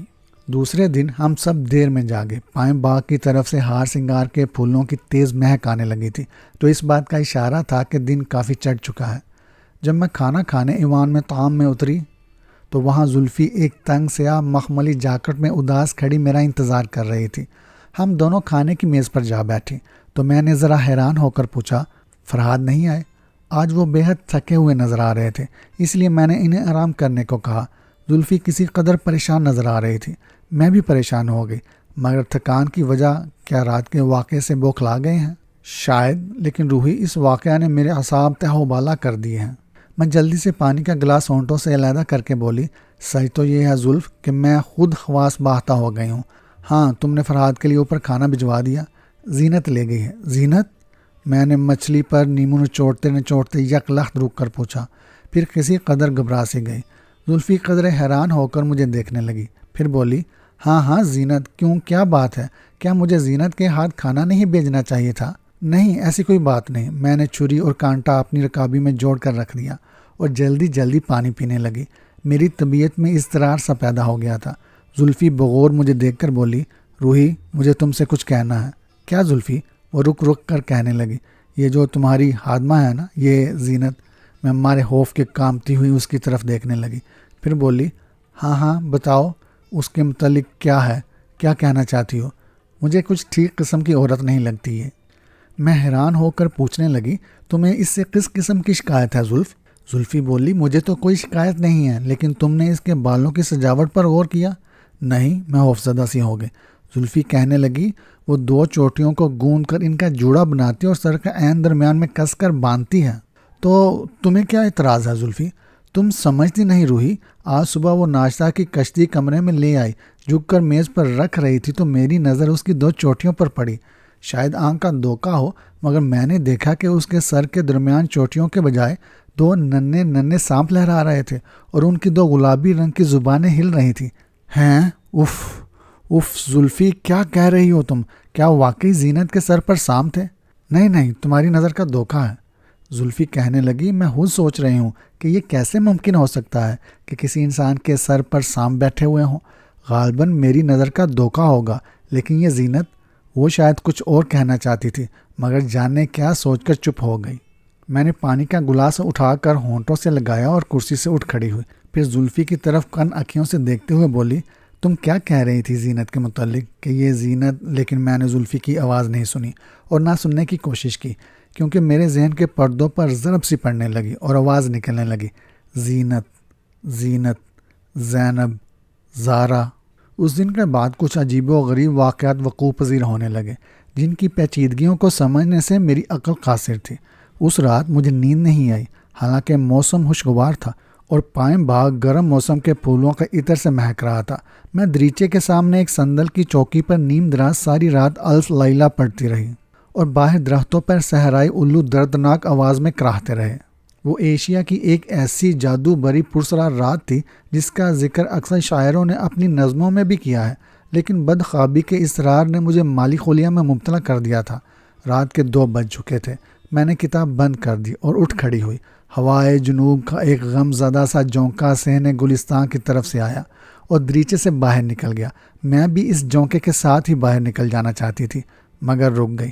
خیال آیا کہ کتب خانے میں جا کر فرائڈ کی کوئی کتاب ہی نکال لاؤں۔ چنانچہ دروازہ کھول کر میں بلا خانے کے زینے پر جا کھڑی ہوئی۔ یکلخت میری نظر نیچے کے بڑے ایوان پر پڑی۔ وہاں زینت تھی، ہاں زینت، لیکن رات کے سناٹے میں وہ وہاں کیا کرنے آئی ہے؟ میرے دل نے سوال کیا، اس لیے میں نے غور سے نیچے جھانک کر دیکھا۔ وہ میرے دادا کی تصویر کے آگے کھڑی اسے بغور دیکھ رہی تھی، پھر وہ میرے چچاؤں کی تصویر دیکھنے لگی۔ کچھ دیر بعد اپنی بالش سے دیوار یوں ناپنے لگی جیسے ان تصویروں کے ساتھ کسی اور تصویر کے لیے جگہ بنا رہی ہے۔ ہائے، ایک اور تصویر؟ میرے دل نے سوال کیا، لیکن کس کی؟ اس دفعہ کس کی؟ مجھے خیال ہوا میں خواب دیکھ رہی ہوں۔ میں نے اپنی کلائی میں چٹکی لی، نہیں، میں جاگ رہی ہوں۔ ابھی تو میں نیچے کتب خانے میں جا رہی تھی، یہ خواب نہیں ہے۔ لیکن میں اپنی خوابگاہ میں واپس چلی گئی اور بستر پر لیٹ گئی۔ انسان کی زندگی میں خواب اور حقیقت ساتھ ساتھ چلتے ہیں، میں سوچنے لگی۔ چمن کے دریچے کے آگے ہار سنگار کی ٹہنی پر بیٹھی ہوئی بلبل کے نغمے سے میری آنکھ کھل گئی۔ صبح بے حد خوشگوار اور ہلکے قرمزی رنگ کی تھی۔ شب گزشتہ کی بدخوابی کا میری طبیعت پر کوئی اثر نہ تھا۔ دل میں ایک ولولہ تھا اور ذہن میں کہانی کا خاکہ۔ میں عمر خیام کا ایک مصرع گنگناتی ہوئی اٹھ کھڑی ہوئی، دریچے سے جھانک کر نیچے کیاریوں میں لہلہانے والے سرخ گلابوں کو دیکھنے لگی۔ یک لخت میری نظر ایک روش پر جا پڑی۔ وہاں زینت کھڑی پھول توڑ رہی تھی۔ میں سچ کہتی ہوں، میرے منہ سے ایک چیخ نکل گئی، کیونکہ میں نے دیکھا کہ زینت نے 2 چوٹیاں گوند کر سر پر باندھ رکھی ہیں۔ مجھے اوپر بلندی سے صاف نظر آنے لگا کہ یہ 2 چوٹیاں نہیں، بلکہ 2 کالے کالے خطرناک ناگ اس کے سر پر کنڈل مار کے بیٹھے ہیں اور گلابی رنگ کی پتلی پتلی سی زبانیں لہرا رہے ہیں۔ زینت، زینت، میں نے چلا کر اسے آواز دی۔ اس نے سر اٹھا کر میری طرف دیکھا، پھر بڑے اطمینان سے بولی، آپ نے مجھے آواز دی خاتون رخی؟ یہ تم نے اپنے سر پر کیا باندھ رکھا ہے؟ یہ 2 گلابی زبانیں؟ اور غصے سے میری آواز مرتعش سی ہو گئی۔ اس نے نظر اٹھا کر 2 لمحے مجھے دیکھا، پھر ایک جھٹکے کے ساتھ اپنا جوڑا کھول دیا۔ 2 چوٹیاں لٹکنے لگی اور 2 گلابی رنگ کے منپاف چوٹیوں کے سر پر لہرانے لگے۔ میں سخت شرمندگی محسوس کرنے لگی۔ زینت نے دوبارہ نظر اٹھا کر مجھے دیکھا، اب کہ اس کی آنکھوں میں حقارت تھی، جیسے وہ میرے جھوٹ اور میرے اوہام کا مضحکہ اڑا رہی ہو۔ 2 لمحے وہ کھڑی رہی، پھر باغ کے پرانے کنویں کی طرف چل دی۔ میری الجھنیں بڑھتی ہی جا رہی تھیں، میرے اضطرار ترقی پر تھے۔ کیا میں ساحل شون پر تمام وقت خواب میں مبتلا رہتی ہوں؟ کیا کبھی مجھے شبہ ہوتا کہ یہ ساحل شون اور اس پر کھڑا یہ کالے پتھروں کا محل حقیقت بھی ہے کہ نہیں، بلکہ خوابوں کا جادو محل ہے؟ لیکن سوال یہ ہے کہ کیا میرے ساتھ زلفی بھی اسی خواب میں مبتلا ہے؟ میں دیر تک عرصۂ چشم پر کھڑی موجودہ پیچیدگیوں کو سلجھانے کی کوشش کرتی رہی، لیکن یہ میرے قابو کی چیز نہ تھی، یہ میرے بس کا روگ نہ تھا۔ مجھے فرحاد کی مزاج پرسی کے لیے جانا تھا۔ میں نے ہلکے کاسنی ریشم کا لباس پہنا، موتیے کے پھول سکون اعصاب کے لیے گلے میں پہنے، اور کچھ سوچتی ہوئی زلفی کے کمرے کی طرف چلی۔ میں نے جو ہی قدم کمرے میں رکھا، میری نظر سامنے بستر پر گئی، جہاں فرحاد آنکھیں بند کیے بیٹھا تھا۔ اس کا خوبصورت چہرہ زرد تھا اور گلے میں سیاہ رومال بندھا ہوا تھا۔ ہاں، سیاہ رومال۔ لمحہ بھر کے لیے میرا ذہن مجھے ماضی میں لے گیا۔ برسوں پہلے کے گزرے ہوئے دنوں کا خیال آ گیا، جب میرے دادا اسی حویلی میں یرقان میں مبتلا تھے اور ان کے گلے میں ایک سیاہ رومال بندھا رہتا تھا۔ میں کھڑے کھڑے کانپنے لگی، جانے کیسے منحوس خیالات دماغ میں چکر لگانے لگے۔ میں وہاں سے چپ چاپ ناشتے کے کمرے میں نکل آئی۔ کمرے میں کسی قدر اندھیرا اور ہو کا عالم تھا۔ کھانے کی لمبی سیاہ میز پر ایک اونچے سے بڑے سفید دودھ دان میں دودھ بھرا ہوا رکھا تھا اور اس میں سے دھواں اٹھ رہا تھا اور چھت کی طرف چکر کاٹتا ہوا جا رہا تھا۔ مجھے اس کمرے میں جاتے ہوئے خوف سا لگ رہا تھا۔ اتنے میں زلفی بھی نکل آئی۔ میں نے اسے دیکھ کر مسکرانے کی محض کوشش کی اور وہ بھی متفکر نظر آ رہی تھی۔ زلفی پیاری، فرحاد کیسے ہیں؟ وہ لیٹے ہوئے کیوں ہیں؟ میں نے ہمت کر کے سوال کیا۔ ان کی طبیعت اچھی نہیں روحیہ، جانے کیا ہو رہا ہے انہیں، وہ اداس لہجے میں بولی۔ انہوں نے اپنے گلے میں کالا رومال کیوں باندھ رکھا ہے؟ میری آواز میں قدرے ارتعاش سا تھا۔ رات گلے پر کوئی دوائی لگائی تھی، شاید آیوڈین، اس کا داغ پڑ جاتا، اس لیے کالا رومال باندھ رکھا ہے۔ کیوں؟ کیا گلے میں خراش کی شکایت کرتے تھے؟ میں ذرا سی وحشت زدہ سی ہو کر پوچھنے لگی۔ نہیں، مجھے کچھ علم نہیں، شاید مجھے وہ غیر یقینی لہجے میں کہنے لگی۔ چلو ناشتہ کر لو، میں نے اس کے کندھے پر ہاتھ رکھ کر کہا۔ اتنی پریشان کیوں ہو رہی ہو زلف؟ عرق انار میں برف ڈال کر پیو، اعصاب کے لیے مفید ہوتا ہے۔ لیکن میں نے خود ناشتہ نہیں کیا، آفتابی شعاؤں کی چومی ہوئی ایک نارنگی چھیل کر کھائی۔ زلفی نے انار کے رس کا ایک گھونٹ پی کر کہا، روحی کیا یہ بہتر نہ ہوگا کہ ہم آج ہی یہاں سے چلے جائیں؟ میں خود یہی چاہتی ہوں زلفی، مگر فرحاد نہیں چاہتے۔ ہائے، وہ کیوں؟ میں حیران ہو کر پوچھنے لگی۔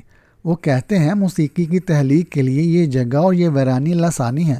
تم انہیں سمجھاؤ روحی کہ ان کی صحت کے لیے یہ جگہ مضر ہے، ان پر صریحاً عزم حلال کے دورے پڑ رہے ہیں۔ میں انہیں سمجھاؤں گی زلفی، بلکہ آمادہ کروں گی کہ یہاں سے جلد واپس چلیں۔ ان کی دیکھ بھال کرو، میں صبح کی ڈاک دیکھ کر وہیں آتی ہوں۔ زلفی اٹھ کر اپنے کمرے کی طرف چلی گئی۔ میں ایک دریچے کی چوکھٹ پر بیٹھ کر صبح کی ڈاک دیکھنے لگی۔ ایڈیٹروں کے خط، رسالے، کتابیں، رشتہ داروں کے شکوے شکایت سے بھرپور محبت نامے، کہانیوں کے مطالعے، لیکن میں ایک سطر نہ پڑھ سکی۔ اندیشوں اور عجیب و غریب شبہات نے مجھے مجنوں سا بنا رکھا تھا۔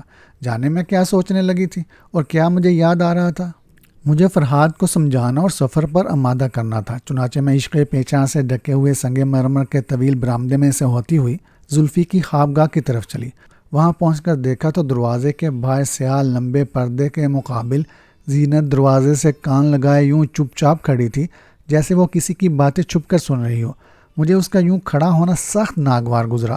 میں نے کسی قدر درچھی سے کہا، یہاں کھڑی کیا کر رہی ہو؟ وہ کسی قدر بوکھلا کر بولی، میں یہاں ناشتہ کے متعلق پوچھنے آئی تھی۔ پھر پوچھ لیا ناشتے کے متعلق؟ میں نے اسی درچھی سے پوچھا۔ دراصل وہ جھوٹ بول رہی تھی۔ وہ یک لخت پلٹ گئی اور لمبے برآمدے میں واپس جانے لگی۔ میں نے خوف زدہ نظروں سے اس کی پشت کی طرف دیکھتی جا رہی۔ وہ جا رہی تھی، چلی جا رہی تھی۔ سیاہ چمکدار فرش اور سفید اونچے ستونوں والے برآمدے میں زینت اپنے کفن جیسے سفید اور بے داغ لباس میں چلی جا رہی تھی۔ یوں معلوم ہوتا تھا کہ اس کا یہ سفر اور یہ سیاہ سنگ مرمر کا برآمدہ کبھی ختم نہ ہوگا۔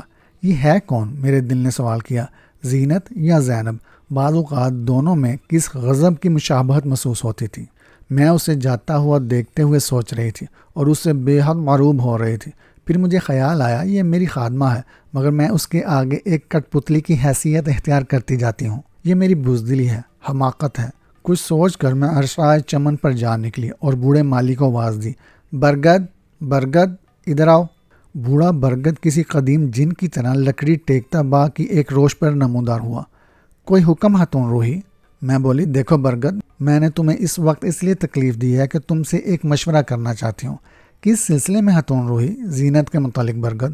وہ چپ ہو گیا اور سر جھکا کر انگوٹھے سے زمین کریدنے لگا، پھر بڑی افسردگی کے لہجے میں بولا، اس کے متعلق میں کیا مشورہ دے سکتا ہوں حضور؟ آپ کیا چاہتی ہیں؟ یہی کہ میں اسے یہاں سے نکالنا چاہتی ہوں۔ برگد چپ رہا۔ میں بولی میں چاہتی ہوں زینت یہاں سے چلی جائے، وہ یہاں سے کسی طرح نکالی نہیں جا سکتی۔ نہیں برگد، میں اس کے جواب پر انگشت بدندان رہ گئی۔ تم کیا کہہ رہے ہو؟ آخر وہ نکالی کیوں نہیں جا سکتی؟ بس میں اتنا جانتا ہوں حضور کہ وہ نکالی نہیں جا سکتی۔ تم کو جواب دینا پڑے گا میاں، آخر اس کی وجہ کیا ہے؟ کیا بتاؤں ہتون روحی، لیکن اتنا کہتا ہوں کہ آپ اپنے مقصد میں کامیاب نہ ہوں گی۔ آخر کیوں؟ میں نے خشکی سے پوچھا۔ بوڑھا برگد بے حد اداس نظر آ رہا تھا۔ کہنے لگا، آپ کے بچپن کا زمانہ تھا، شاید آپ کو یاد ہو، اس وقت نرس زینب تھی، اس سے پہلے زارا، اور اس سے بھی بہت پہلے شاید زوبا۔ میں نے اپنے جسم میں ایک جرجری سی محسوس کی، پھر بولی، ہائے یہ سلسلہ بہت پرانا ہے کیا؟ برگد بولا، اس پیپل کے بوڑھے پیڑ کو دیکھیے حضور۔ اس نے انگلی اٹھا کر باغ کے ایک بے حد پرانے درخت کی طرف اشارہ کیا۔ میں شاید اس درخت کی عمر کا ہوں گا، لیکن جب سے ہوش سنبھالا ہے یہ سلسلہ دیکھ رہا ہوں، کبھی زینب، کبھی زارا، کبھی زوبا، اور اب یہ۔ میری سمجھ میں کچھ نہ آیا۔ میں نے جھنجھلا کر کہا، تمہاری باتیں معمہ معلوم ہوتی ہیں، بہرحال میں زینت کو نکالنا چاہتی ہوں۔ برگد نے ایک آہ بھری، بولا، درست، آپ کے کئی بزرگوں نے یہی چاہا تھا جو آج آپ چاہ رہی ہیں۔ کیا وہ اپنے مقصد میں کامیاب ہو گئے تھے؟ میں نے اشتیاق سے پوچھا۔ کہاں حضور، کیا آپ نے ان کی تصویریں صدر دروازہ کے پاس نہیں دیکھی؟ تصویریں؟ میں ذرا متوخش سی ہو گئی۔ تصویروں کا کیا ذکر؟ ہاں ایک بات تو بتاؤ برگد، ان سب بزرگوں نے گلے میں کالے رومال کیوں باندھ رکھے ہیں؟ حضور، برگد ماتمی لہجے میں کہنے لگا، اس کا مطلب صاف ظاہر ہے تاکہ بہنے والا خون نظر نہ آئے۔ خون؟ خون کیسا؟ میرے دل کی حرکت تیز ہو گئی۔ یہ سب کے سب ایک ہی مرض میں مبتلا ہوئے تھے ہتون روحی۔ یہ کہتے کہتے بوڑھے برگد کی بوڑھی اور بے نور سی آنکھیں آنسوؤں سے لبریز ہو گئیں۔ وہ جانے کے لیے مڑا، پھر لمحہ بھر کو رکا اور لجاجت سے کہنے لگا، زینت کو یہاں سے نکالنے کا خیال دل سے دور کر دیجیے ہتون روحی۔ اور وہ ایک آہ بھر کر پرانے باغ کے تناور درختوں میں غائب ہو گیا۔ اسی شام کا ذکر ہے، میں سمندری غسل سے واپس آ رہی تھی۔ پائیں باغ شفق زار بنا ہوا تھا اور باغ کا پرانا کنواں شام کے دھندلکے میں اسیب زدہ نظر آ رہا تھا۔ میں سمندر کی سمت کا دروازہ کھول کر صحن گلستان میں داخل ہوئی تو باغ کے چور دروازے کے قریب مجھے ایک بڑھیا نظر آئی۔ دور سے اس کا چوڑا چکلا چہرہ اور پھٹی ہوئی مانگ بے حد خوفناک معلوم ہو رہی تھی۔ یوں معلوم ہوتا تھا کہ اس کے جسم پر کوئی کپڑا نہیں ہے، ہاں صرف ایک میلی سی چادر لپیٹ رکھی ہے۔ اسے دیکھ کر میں نے سمجھا کہ کوئی فقیر نہیں ہے جو بھیک مانگنے باغ میں گھس آئی ہے۔ مجھے اس کی اس ناجائز حرکت پر بے حد غصہ آیا، چنانچہ میں نے چلا کر کہا، تم اندر کیوں گھس آئی ہو؟ باہر نکلو۔ اور پھر میری نظر اچانک اس بڑھیا کی پشت پر پڑی جس پر ایک لمبی کالی چوٹی لہرا رہی تھی، یوں لہرا رہی تھی جیسے کوئی غسیلی ناگن۔ یہ دیکھ کر میرے ہاتھ پاؤں پھول گئے، لیکن اس کے فوراً ہی بعد ایک ایسی عجیب بات سرزد ہوئی جس کے متعلق آج تک میں اپنے آپ سے وثوق سے نہ کہہ سکی کہ یہ سارا واقعہ خواب تھا یا محض خیال یا تلخ حقیقت۔ فقیرنی نے میرے چلانے پر پلٹ کر مجھے دیکھا۔ اس وقت میں نے دیکھا اور اچھی طرح دیکھا، یا یوں کہیے کہ مجھے یوں محسوس ہوا جیسے اس کا چہرہ پانی کی تہہ کے نیچے ہو، جو کبھی پھیل جاتا تھا اور کبھی سکڑ جاتا تھا، جیسے لہروں کے نیچے کوئی متحرک چیز ہو۔ اور پھر جب وہ اپنی اصلی حالت پر آ گیا اور جامد ہو گیا تو مجھے اپنی آنکھوں کے دھوکے پر سخت غصہ آیا، اور پھر ایک دفعہ اپنی حماقت پر ندامت محسوس کرنے لگی۔ وہ کوئی فقیرنی نہ تھی، وہ زینت تھی، زینت۔ گویا یہ سب شام کے دھندلکے میں میری آنکھوں کا محض دھوکہ تھا۔ لیکن جب میری نظر اس کے ہونٹوں پر پڑی تو میرے ہاتھوں کے طوطے اڑ گئے۔ میں اس کے ہونٹوں کی طرف دیکھ رہی اور مارے خوف کے لرز رہی تھی۔ وہ گھبرا گئی، بغیر میری مداخلت کے خود ہی کہنے لگی، یہ میرے دانت سے لہو ٹپک رہا ہے اور کوئی بات نہیں۔ اور اس نے اپنے سفید ایپرن سے اپنا منہ پونچھا۔ کیا تمہارے دانت میں درد ہے؟ میں نے رکتے رکتے پوچھا۔ پھر بولی، ابھی یہاں کون تھا؟ میں نہیں جانتی، یہاں ایک فقیرنی تھی، بڑھیا، بالکل اجنبی، میرے علم میں تو کوئی نہیں۔ وہ اب تک اپنے سرخ ہونٹ ایپرن سے پونچھ رہی تھی اور سفید ایپرن پر لال لال دھبے پڑ رہے تھے۔ اب شام گہری ہوتی جا رہی تھی اور پرانے باغ کے پیڑ خوفناک نظر آ رہے تھے۔ کنویں کی طرف سے جھینگروں کے چیخنے کی آوازیں آنی شروع ہو گئی تھیں۔ مجھے ٹھنڈے پسینے آنے لگے۔ میں نے بامشکل خلق سے آواز نکالنے کی کوشش کی اور کہا، زینت، تمہیں آج سے چھٹی دی جاتی ہے، تمہاری خدمات کی کوئی ضرورت نہیں، تم یہاں سے چلی جاؤ ہمیشہ کے لیے، سمجھی؟ آئندہ میں تمہیں یہاں دیکھنا گوارا نہ کروں گی، سمجھ گئی نا؟ جی، اس نے دھیمے لہجے میں کہا۔ مجھے تو شبہ ہوا کہ یہ اس کی آواز نہ تھی بلکہ باغ کے کسی مکھی یا جینگر نے آواز نکالی تھی۔ عجیب تھی وہ آواز۔ جی، میں سکون اعصاب کے لیے ووڈی کلون سونگتی ہوئی مغموم انداز سے اپنے کمرے کی طرف چلی گئی۔ جن پرسرار اور خوفناک واقعات کا سلسلہ چل رہا تھا ان پر غور کرنے لگی، مگر یہ سلسلہ یہیں پر نہیں ٹوٹا، کچھ اور بھی سنیے۔ جس شام کا میں ذکر کر رہی ہوں وہ رفتہ رفتہ گہری ہوتی چلی گئی اور ایک کالی خوفناک رات میں تبدیل ہو گئی۔ اس شام میں کسی گتھی کو سلجھانے کے قابل نہ تھی۔ طبیعت پراگندہ اور دل متوخش ہو رہا تھا۔ دوپہر میں نے زلفی کو بھی نہیں دیکھا تھا۔ میرا دل کسی بات میں نہیں لگ رہا تھا۔ کچھ پڑھنے لکھنے کی نیت سے اپنے کتب خانے میں چلی گئی۔ الماری سے مختلف موضوعات پر کتابیں نکالیں اور پھر واپس رکھ دیں۔ پھر میں اپنی نامکمل کہانی لے کر بیٹھ گئی کہ اسے مکمل کروں۔ 2-4 سطریں بھی لکھیں، پھر کاغذات لپیٹ دیے۔ میں نہ جانے کس قسم کے انجانے شش و پنج میں مبتلا تھی۔ خیال آیا زلفی کی طرف چلوں، اس سے بات چیت کر کے دل بہلاؤں۔ نہ جانے فرحاد کی کیسی طبیعت ہو۔ میں باغ کا دروازہ کھول کر زینے طے کرنے لگی۔ اپنے پراگندہ خیالات کے دریا میں غلطاؤں پیچا چلی جا رہی تھی۔ سوچ رہی تھی انسان ہاں پیدائشی طور پر کیسا ہی آزاد و بے باک ہو، وہ ہاں فلسفہ کا طالب علم ہو یا سائنس کا، کبھی نہ کبھی گمراہ ہو ہی جاتا ہے۔ اس کے اپنے صدیوں سے قائم کیے ہوئے بیہودہ عقائد، اس کی معاشرت، اس کے جھوٹے بندھن، اس کی اوہام پرستی رنگ لا کر رہتی ہے اور اسے تنزل کے غار میں گرا دیتی ہے۔ پھر اس کا فلسفہ، اس کا علم، اس کی اپنی طلسم زدہ ذہنیت کے دریا میں ایک ناچیز تنکے کی طرح بہنے لگتا ہے۔ انسانیت کا یہ تنزل عبرت انگیز ہے، لیکن نہ جانے اس کا ذمہ دار کون ہے؟ یہ عطیات اسے کس نے بخشے ہیں؟ علم الاصنام نے، یا اس کے مذہب نے، یا اس کے؟ اور اسی وقت مجھے باغ کے اندھیرے میں اپنے مقابل 2 سائے نظر آئے۔ برگد اور زلفی بڑی تیزی سے اوپر چلے آ رہے تھے۔ روحی، مجھے دیکھتے ہی زلفی کہنے لگی، تم کہاں تھی؟ میں سخت پریشان تھی۔ فرحاد شام کے گئے، اب آئے ہیں۔ تم جانتی ہو وہ بیمار بھی ہیں۔ اس وقت؟ میں نے حیران ہو کر کہا۔ رات کے 10 بج رہے ہیں اور رات اندھیری ہے، وہ گئے کہاں تھے؟ زلفی بولی، سنا ہے جنگل میں ٹہل رہے تھے، برگد کا اتفاقاً ادھر سے گزر ہوا تو انہیں ساتھ لے آیا۔ میں حیران ہو کر برگد کی طرف دیکھنے لگی۔ برگد کہنے لگا، وہ زرد پڑ گئے ہیں حضور، انہیں یوں اکیلا نہ چھوڑا کیجیے، آج ان کا بستر بھی تخت باغ سے اٹھوا کر اندر لگوائیے حضور۔ ٹھیک کہتے ہو برگد، زلفی کہنے لگی، باہر مچھر بہت ہیں۔ رات 2 بجے فرحاد ان کی کاٹ پر چیخ پڑے تھے۔ 2 بجے؟ میں ذرا متشکی انداز میں پوچھنے لگی، تمہیں وقت کیسے یاد رہا؟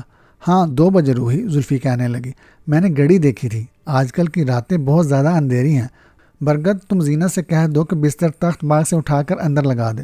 برگد بولا، لیکن غروب آفتاب کے بعد سے میں نے زینت کو کہیں نہیں دیکھا حضور، اور نہ اب تم اسے کبھی دیکھو گے، میں نے قدرے فخریہ لہجے میں کہا۔ میں نے آج اسے نکال دیا ہے۔ یہ سن کر بوڑھے برگد کے چہرے پر ہوائیاں اڑنے لگی۔ وہ بے اختیار بول اٹھا، نکال دیا حضور زینت کو؟ ہائے، یہ کیا کیا آپ نے؟ میں نے جو کچھ کیا بہت اچھا کیا، میں ذرا خشکی سے بولی۔ زلفی کہنے لگی، میرا بھی یہی خیال ہے کہ تم نے بہت اچھا کیا روحی۔ برگد کچھ حواس باختہ سا نظر آنے لگا، پھر سلام کر کے باغ کے اندھیرے میں غائب ہو گیا۔ میں 2 لمحے باغ کے اندھیرے زینے کو دیکھتی رہی، پھر بولی، مجھے طلسمی ذہنیت کے لوگ ہمیشہ برے لگتے ہیں۔ اس کے بعد ہم دونوں باغ کی اندھیری روش پر نکل آئیں تو میں نے پوچھا، مچھر تمہیں بھی کاٹتے ہیں زلفی؟ اور اسی وقت باغ کی اندھیری اور خاموش فضا باجے کے شور سے تھرا اٹھی جو مشرقی ایوان کی کھڑکی کی طرف سے سنائی دے رہا تھا۔ ارے، یہ اتنے زور سے کون بجا رہا ہے؟ فرحاد ہوں گے، مگر اتنے زور سے؟ میں حیران ہونے لگی۔ زلفی کسی قدر مغموم لہجے میں بولی، میں فرحاد میں ایک نامعلوم سی تبدیلی محسوس کر رہی ہوں روحی، ان پر عزم حلال کے دورے پڑنے لگے ہیں۔ میں نے کہا، لیکن جس انداز سے وہ اس وقت پیانو بجا رہے ہیں، اس افسردگی یا عزم حلال نہیں بلکہ گہرے ذہنی انتشار کے علامات ہویدہ ہو رہی ہیں۔ ہم دونوں باتیں کرتی ہوئی عشق پہچان کی روشوں میں سے نکل کر ایوان کے دریچے میں جا پہنچی اور اندر جان کر دیکھنے لگی۔ میں مبہوت ہو کر فرحاد کو دیکھنے لگی۔ اس کا چہرہ اور اس کی حرکات اس کے چہرے پر ہلدی ملی ہوئی تھی اور وہ پیانو کے پردوں پر زور سے اپنے دونوں ہاتھ پٹک رہا تھا۔ ہم دونوں حیران ہو کر دریچے میں سے جان کر اسے دیکھ رہے تھے۔ کچھ دیر بعد میں نے سرگوشی کی، زلفی، یہ خالص ذہنی پریشانی کا شکار ہیں، عزم حلال انہیں چھو بھی گیا ہے، کیونکہ افسردگی اور عزم حلال کا مریض اس بچے کی طرح جو اپنی ماں کے پیٹ میں ہو کر سکڑ کر بے حس و حرکت پڑا رہتا ہے۔ ہماری باتوں کے دوران میں پیانو کا سر اس قدر بلند ہو گیا تھا کہ مجھے یوں معلوم ہونے لگا یا تو فرحاد دیوانہ ہو جائے گا یا یہ لکڑی کا باجا آج ریزہ ریزہ ہو جائے گا۔ ہم نے مجبور ہو کر اپنے دونوں ہاتھ اپنے کانوں پر رکھ لیے تھے کہ اچانک پیانو کی بلند اور کان کے پردے پھاڑنے والی آواز بند ہو گئی اور منٹوں میں اس کی گونج نابود ہو کر رہ گئی۔ یہ سکوت بڑا ہولناک تھا۔ ہم نے گھبرا کر سر اوپر کو اٹھایا اور اندر نظر ڈالی۔ زندگی میں اس سے زیادہ خطرناک منظر کم از کم میں نے تو نہیں دیکھا تھا۔ ہم دونوں نے بیک وقت دیکھا کہ ایک سیاہ ناگ فرحاد کی گردن سے لپٹا ہوا ہے اور اس نے اپنے 2 سفید نکیلے دانت اس کی شہ رگ میں چبو رکھے ہیں اور ان 2 دانتوں کے درمیان جو خلا ہے اس میں سے تازہ اور سرخ لہو رس کر آہستہ آہستہ اس کی ناپاک زبان پر ٹپک رہا ہے۔ اس کے بعد کے واقعات مجھے آج کسی خوفناک خواب کی طرح یاد آتے ہیں۔ کچھ دیر بعد فرحاد غش کھا کر نیچے گر پڑا تھا۔ اس کی شہرک کے پاس 2 گول ننھے سوراخ تھے اور اس کے منہ سے کف جاری تھے۔ تمام رات معالج آتے اور جاتے رہے اور تمام رات ہم دونوں نے جان ہتھیلی پر رکھ کر بسر کی۔ مجھے یاد ہے ایک معالج سے زلفی نے پوچھا تھا، ڈاکٹر سانپ کے کاٹے کا کوئی کامیاب علاج دریافت بھی ہوا ہے؟ اس کے جواب میں معالج نے ایک ایسا فقرہ کہا تھا جسے سن کر ہمارے رونگٹے کھڑے ہو گئے تھے۔ اس نے کہا تھا، مگر یہ نشان سانپ کے کاٹے کے نہیں ہیں۔ تو پھر کس چیز کے ہیں؟ کس نے انہیں کاٹا ہے؟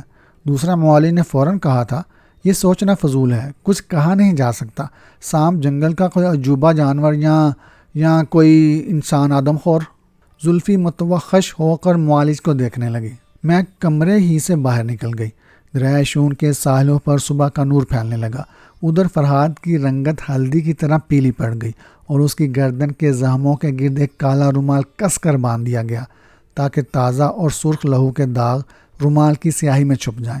میرے تصور میں میرے دادا مرحوم کی شکل پھرنے لگی، وہی ہلدی کا سا پیلا چہرہ، وہی خوفناک کالا رومال۔ پھر مجھے اس دیوار کا خیال آیا جو بڑے ایوان میں میرے مرحوم بزرگوں کی تصویروں کے ساتھ خالی پڑی تھی، جہاں ایک تصویر بآسانی لگ سکتی تھی۔ میں دریچے میں کھڑی ہوئی دریائے شون کی لہروں کو تک رہی تھی۔ سارے ملازم باغ میں سر نگوں کھڑے تھے۔ برسوں پہلے ایسی ہی ایک صبح میں نے اپنے بچپن میں دیکھی تھی۔ کیا ساحل شون پر صدیوں سے یہی ہوتا چلا آیا ہے؟ کیا یہاں وقت تھم گیا ہے؟ یہاں اسی قسم کی صبحیں بار بار طلوع ہوتی رہیں گی؟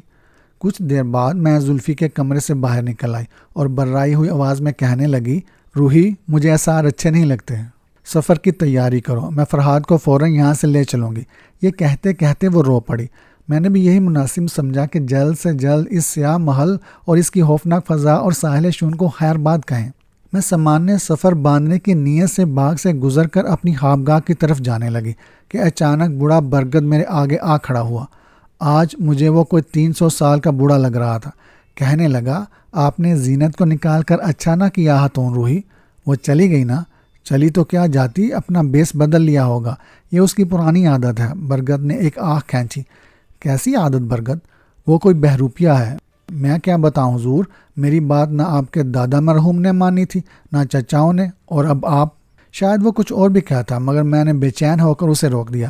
برگد بس اب تم جاؤ اور میرے سفر کی تیاری کرو۔ وہ حیران ہو کر میرا منہ تکنے لگا۔ فرحاد میاں اس حالت میں سفر کریں گے؟ وہ تو بے ہوش پڑے ہیں اور چہرے پر ہلدی ملی ہے۔ مجھے اس کے یہ الفاظ بے حد ناگوار گزرے۔ میں نے کہا، انہیں اسی حالت میں لے جایا جائے گا، تم جاؤ اور انتظام شروع کرو۔ بہت اچھا حضور، برگد نے آنسو ضبط کر کے کہا، پھر زیر لب کہنے لگا، ہائے اس محل میں کوئی خوبصورت مرد سلامت نہیں رہ سکا۔ میں چونک پڑی، مجھ سے خاموش نہ رہا گیا۔ اس کی وجہ کیا ہے برگد؟ آپ کے خاندان کے سارے مرد خوبصورت تھے ہتون روحی، تو پھر؟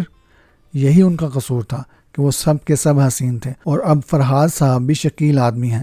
یہ کہتے کہتے اس نے باغ کے دریچے میں سے جھانک کر فرحاد کو دیکھا، جو آنکھیں بند کیے، چہرے پر زردی ملے، گلے میں کالا رومال باندھے بے ہوش اپنے بستر پر پڑا تھا۔ برگد یکایک چیخ کر رو پڑا اور بڑے زور سے بولا، اوف، یہ 5ویں تصویر ہوگی جو اس خالی دیوار پر لگائی جائے گی، اور وہ روتا ہوا باغ کی طرف بھاگ گیا۔